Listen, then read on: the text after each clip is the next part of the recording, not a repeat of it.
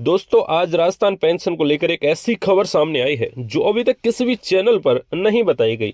सरकार ने इस बार सिर्फ पेमेंट ही नहीं बल्कि पूरा बेनिफिशियरी ऑडिट ही शुरू किया है। अगर आप पेंशन लेते हैं तो ये वीडियो आपकी जिंदगी बदल सकती है। इस वीडियो में हम बात करेंगे इस महीने पेमेंट से बड़ी खबर।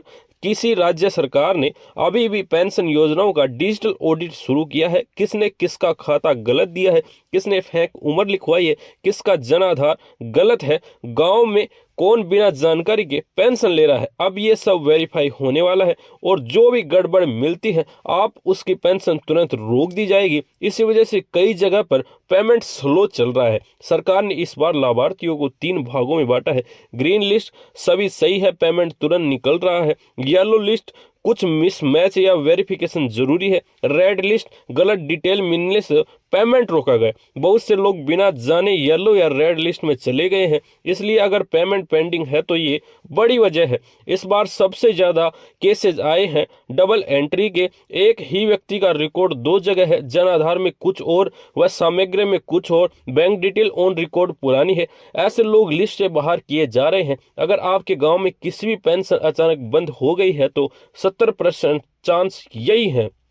इस बार जिले को उसी डिजिटल परफॉर्मेंस स्कोर का पेमेंट भेजा है जैसे उदयपुर, सिरोही, बांसवाड़ा वेरिफिकेशन पूरा था इसलिए पहले पेमेंट गया, लेकिन जयपुर, भरतपुर, सीकर और कोटा में वेरिफिकेशन बहुत पीछे चल रहा है, पेमेंट धीमा है। ये बात कहीं भी ऑफिशियल नहीं दिखाई जाती लेकिन ग्राउंड रिपोर्ट यही कहती है। इस बार पेमेंट फेल होने की एक बड़ी वजह ये है कि 2024 में कई बैंकों में साइलेंट आईएफएससी चेंज किया था, लोगों को पता भी नहीं चला कि पेमेंट वापस लौटने लगा।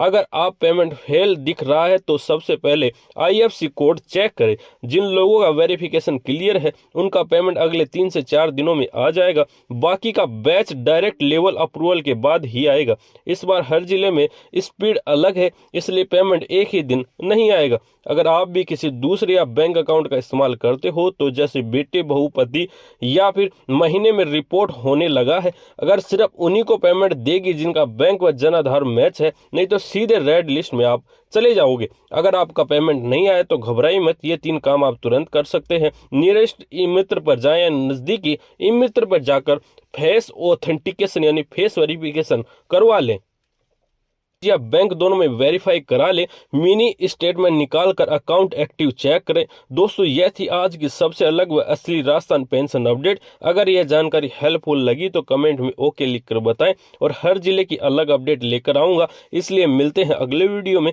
तब तक के लिए जय श्री कृष्ण।